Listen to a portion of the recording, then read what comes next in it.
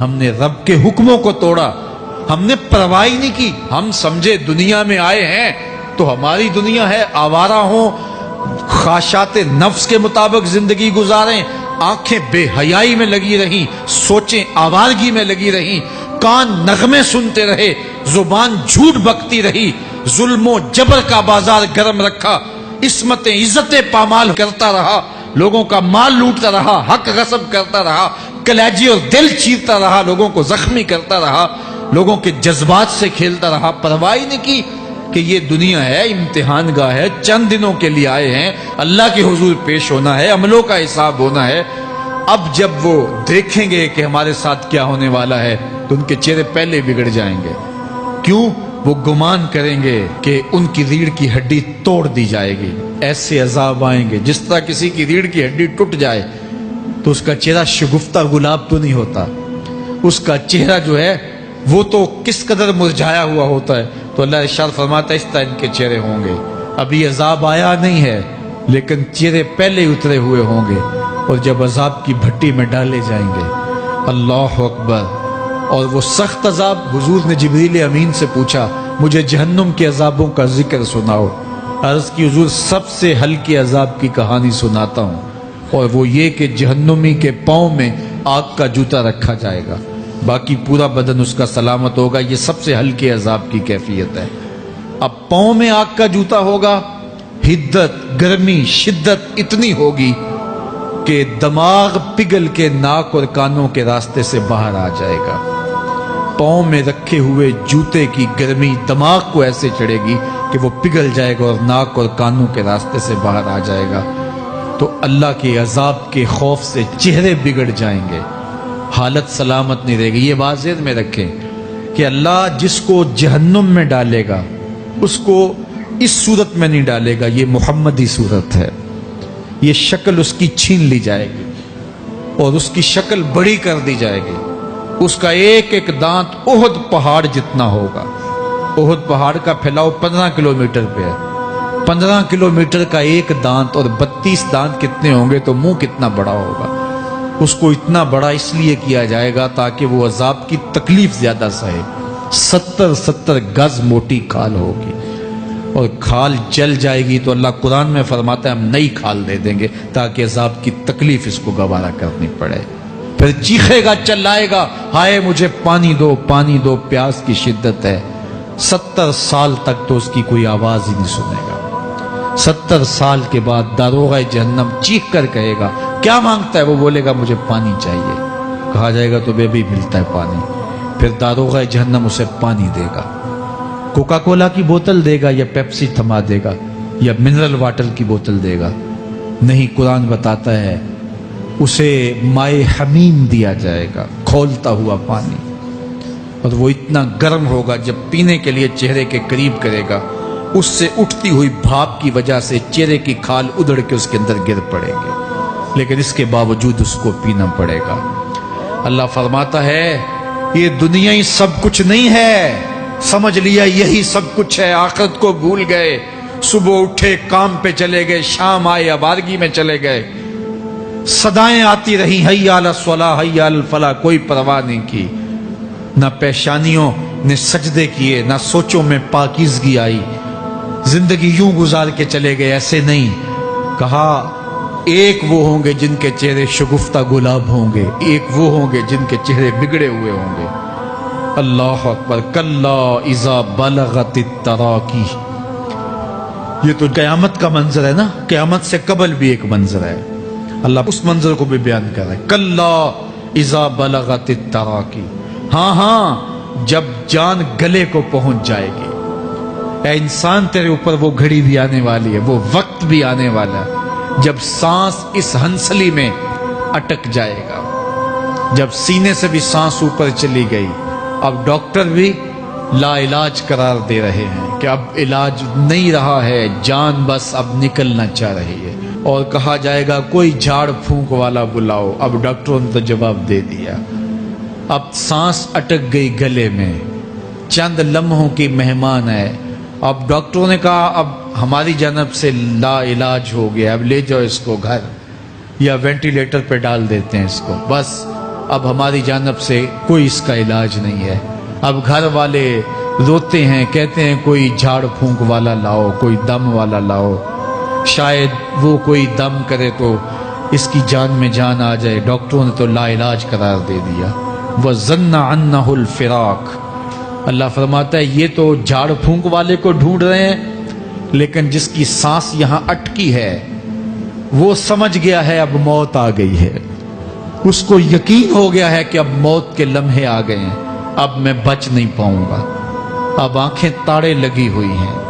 وَالْتَفَّتِ السَّاقُ بِالسَّاقِ. پنڈلی پہ پنڈلی چڑھ رہی ہے. جب موت آ جاتی ہے تو پھر پنڈلی سے پنڈلی لپٹ جاتی ہے، اس کو پھر جدا کرتے ہیں اور جدا کر کے دونوں انگوٹھے باندھ دیتے ہیں تاکہ پنڈلی کے اوپر پنڈلی نہ چڑھے.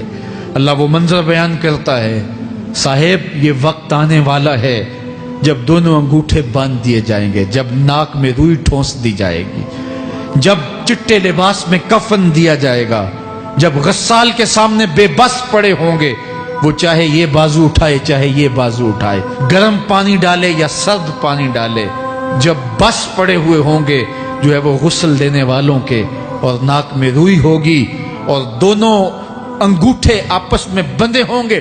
یہ محل، یہ ماڑی، یہ کوٹھیاں، یہ بنگلے جس کو سویر شام لگ کے حلال حرام کی تمیز کیے بغیر بنایا تھا، غوث اعظم رضی اللہ تعالیٰ عنہ بولے مکان بنا رہا ہے، بسیں گے اور حساب تو جا کے دے گا. اور یہ تو ایک رات بھی تجھے اس گھر کے اندر نہیں رکھیں گے کہ چلو ایک رات مہمان رکھ لیں. کہتے ہیں نہیں نہیں، مہمانوں نے بھی جانا ہے تو جلدی کرو، اس کو سپرد کراؤ. وہ تو تیرا لباس بھی پھاڑ کے اتاریں گے، خود غسل دینے کے لیے تیار بھی نہیں ہے. تجھ سے خوف آنے لگا ہے. جاندی واری ڈرونا بنے ہوتے، ہاتھ نہ لاندے ڈر دے، جنہ لئی تو پاپ کمائے اج کتھے نہیں تیرے کر دے. آج تو وہ تیرے ساتھ تجھے غسل دینے کے لیے آمادہ نہیں ہے. وَالْتَفَّتِ السَّاقُ بِالسَّاقِ. جب پنڈلی پہ پنڈلی چڑھنے لگ جائے گی. إِلَىٰ رَبِّكَ يَوْمَئِذٍ الْمَسَاقُ. اس دن تیرے رب کی طرف ہی لوٹ کے جانا ہے. فَلَا صَدَّقَ وَلَا صَلَّىٰ. اس نے نہ تو سچ مانا اور نہ نماز پڑھی. وَلَٰكِنْ كَذَّبَ وَتَوَلَّىٰ. ہاں جھٹلایا اور منہ پھیر کے چل پڑا.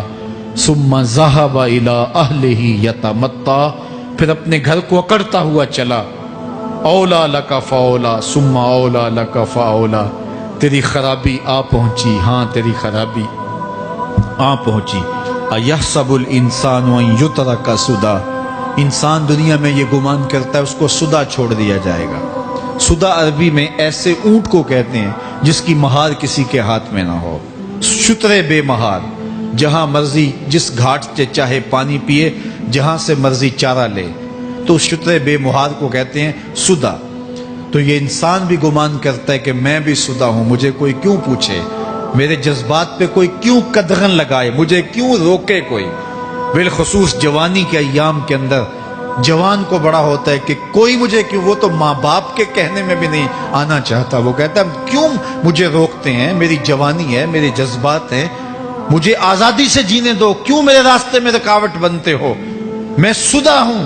اللہ فرماتا ہے نہیں، ایک اونٹ تو سدا ہو سکتا ہے جس کو میں نے اشرف المخلوقات بنایا ہے، اس کو تو سدا نہیں چھوڑوں گا، اس کو تو پابند بناؤں گا حکام کا. اب وہ کہتا ہے کہ نہیں نہیں، یہ کیسے دوبارہ اٹھائے جائیں گے. اب دوبارہ وہی بات پھر آ گئی. الم یک نطفۃ من منی یمنی. اللہ فرماتا ہے ایک بوند تھی نا، پانی کا ایک قطرہ تھا جو رحم مادر میں رکھا گیا. ثم کان علقہ. پھر وہ پانی کا قطرہ لوتھڑا بنا.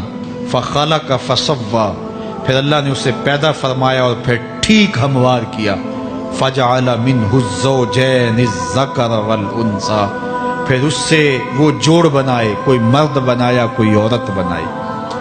کہا اب غور کر، اب تیری آنکھیں دیکھتی ہیں، بجلیاں چمکتی ہیں، تیری زبان کا طوطی بولتا ہے، لوگ اشش کرتے ہیں تیری گفتگو پہ، تیری گفتار پہ صدقے جاتے ہیں، تیرے لہجے کے جمال کو دیکھتے ہیں، تیرے سینے کا زور، تیرے پنجوں کی طاقت، تیری دماغ کی تیزیاں اور تیری سوچوں کے اجالے، تیری زوردار ٹانگیں، تیرے کڑیل بازو اور تیری چوڑی چھاتی اور تیرے گلاب کی پتیوں جیسے ہونٹ، اے انسان یہ سب کچھ کہاں تراشا گیا؟ ماں کے رحم میں، اس تاریکی میں جو 3 پردوں میں تھی، تیرا سر تیرے گھٹنوں میں تھا، اور تیرے رب نے وہاں تیرے اندر نسوانیت یا رجولیت کی صلاحیتیں پیدا کی، تیری آنکھوں میں چمک پیدا کی، تیرے کانوں میں نغمے بکھیرے، تیری زبان کے پٹھوں پہ قوت ذائقہ رکھی،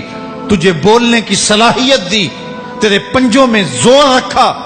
آج تو مفتی شہر ہے، آج تو علامۃ الدہر ہے، آج تو قاضی القضات ہے، آج تو منسٹر ہے، آج تو وزیر اعظم ہے، آج تو پہلوان ہے، آج تو شہزادہ ہے، آج تو بادشاہ ہے، آج تو زوراور ہے، آج تیری طاقت کے کیا کہنے؟ آج شیروں کو تو نچا لیتا ہے، ہاتھیوں کو تو بٹھا لیتا ہے، آج تو بڑا زوراور گھڑ سوار ہے، آج تیری طاقت کے کیا کہنے؟ تو کشتی کرتا ہے، زمانہ دیکھنے آتا ہے، آج تیری طاقت کے شوہرے ہیں، تیری عظمت کے تنتنے ہیں، لیکن انسان تو ایک ناپاک قطرہ تھا اور رحم مادر میں تھا۔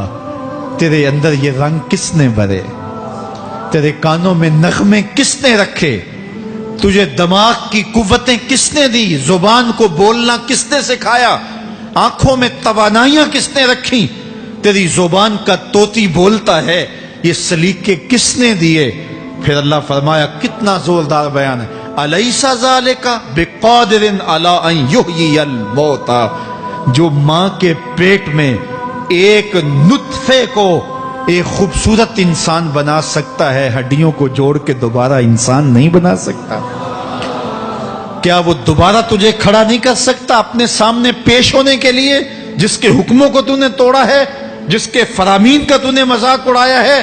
کیا وہ اتنا ہی بے بس ہے کہ اپنے حضور تجھے جو ہے وہ کھڑا ہی نہیں کر سکتا ہے؟ جس رب نے تجھے ماں کے شکم میں شکل دی، حضرت شیخ فرید الدین عطار بولتے ہیں، سانے کستی سلاتی می شود، ایسا کاریگر ہے مٹی سے بادشاہ بنا ڈالتا ہے۔